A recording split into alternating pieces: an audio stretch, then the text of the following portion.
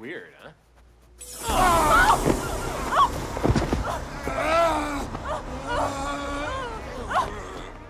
Welcome back, movie fans, as I rapid-fire fun facts about the 1990 remake Night of the Living Dead with Tom Savini directing the project. And if you learned something new today, please consider hitting that like button and subscribe to help support my small channel.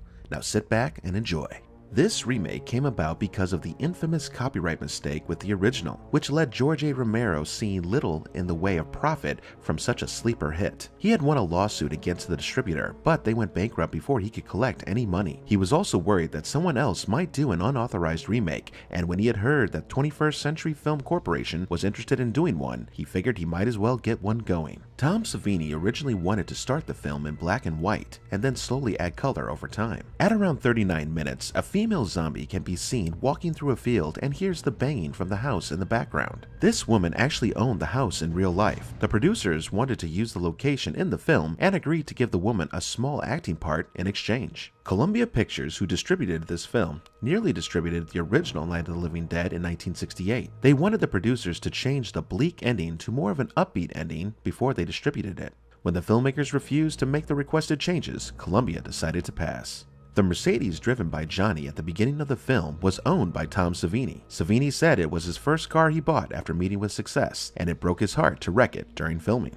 The Magruder zombie was a man that director Tom Savini saw in a diner and told him that he would make a great zombie. The man agreed and even showed up to all of the premieres. Tom Savini pushed hard with the producers to make Barbara the survivor and an action heroine. George A. Romero had originally envisioned Barbara being the sole survivor in his 1978 Night of the Living Dead. Director Tom Savini has known Patricia Tallman since they went to college together. He chose to cast her as Barbara because of her strong-willed demeanor. The Uncle Reed zombie in the farmhouse was played by one of Tom Savini's oldest friends, Pat Logan. He even performed the falling over the railing stunt only 6 weeks after having been in a motorcycle accident. George A. Romero had a cameo as the radio announcer. Near the end of the movie, Russell Streiner, who appeared in the original Night of the Living Dead 1968 as Johnny, appears in this movie as Sheriff McClelland, who comments about the zombies. "Yeah, they're dead. They're all messed up." This was Tom Savini's directorial debut. Lawrence Fishburne and Eric LaSalle both auditioned for the role of Ben. Director Tom Savini mentioned the possibility of including a shooting star over the horizon at the beginning of the film. It wouldn't have specified whether it was a satellite or a meteor, but would have been a homage to the Venus probe theory behind the Living Dead in the original 1968 film. At around 50 minutes, the scene where Barbara shoots a zombie in the chest and then finally in the head was not originally going to be in the film. We were supposed to see a hideous female zombie that Barbara saw as her mother. Everyone was supposed to tell her to shoot it. The mother would have looked at Barbara and asked, "Where's Johnny, Barbara?" Then turned back around to the hideous female zombie, at which point Barbara would have finally shot. To avoid an NC-17 rating, Savini had to cut several more scenes from the film. Savini attributed the film's lack of popularity among horror fans to these cuts. A Blu-ray version was released in a limited edition of 3,000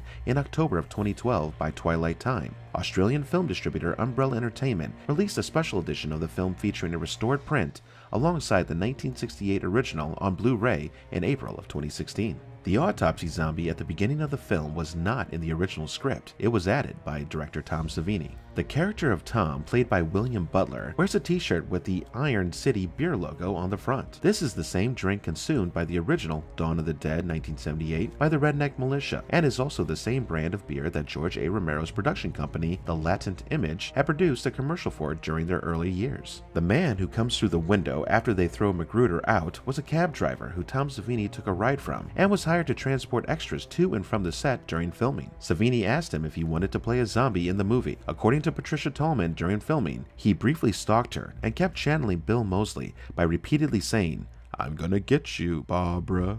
This was Tony Todd's first horror film. The production was not easy for director Tom Savini, who described it as the worst nightmare of his life. Savini clashed with the producers, who did not allow him to explore his full vision for the film. He said that only 40% of his ideas actually made it into the final film. Despite the fact that the filming was going smoothly and on time and on budget, the film's other producers insisted on cutting out other scenes and events to keep costs down. As a first-time director, Tom Savini could do little to stop them. Ving Rhames was considered for the role of Ben. 14 years later, he was cast in the Zack Snyder remake of Dawn of the Dead, 2004. The movie was poorly received when it was first released and didn't do too well at the box office. While opinions are still split, the film is largely regarded nowadays as a good film in its own right and one of the better horror remakes. The special effects team intentionally kept the effects restrained, as they felt that excessive gore would be disrespectful to the original film. To keep the effects realistic, they used as inspiration real autopsy, forensic pathology textbooks, and Nazi death camp footage. The film is included on Roger Ebert's most hated list. He felt that Romero had just made the same movie a second time.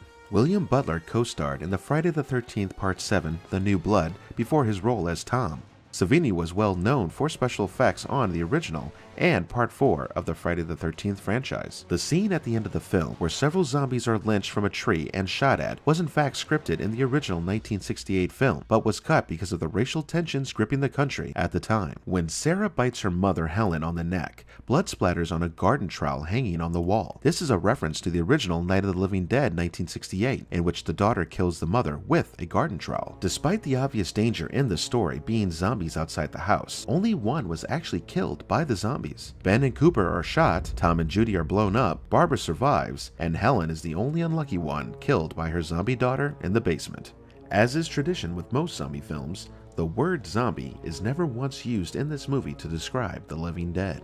The characters take refuge in an isolated farmhouse early in the film. Next to one of the doors, visible in the shots of the exterior of the house, is the name of the owner, M. Celeste. This seems to be homage to the sailing ship Mary Celeste, which was discovered in the Atlantic Ocean unmanned and under sail, heading towards the Strait of Gibraltar in 1872. Her crew were not on board and the only lifeboat was gone, but the ship had no damage and was seaworthy. Like the ship, the house was relatively undamaged by its ordeal and could have been immediately occupied. According to Tom Savini's commentary on the DVD, the name is a deliberate reference to the state of the house. Let me know in the comments which version you enjoy more, Romero's original 1968 or Tom Savini's 1990 remake. I remember seeing this in my younger years and always felt it gave a dark and creepy vibe. Although perhaps not better than George Romero's original Night of the Living Dead, I believe this to be a very solid zombie remake. Thanks for joining in, and I hope you learned something new today. Make sure to check out my other video links or visit me at deadnightmare.com. And remember to keep watching that cinema and stay cool, guys.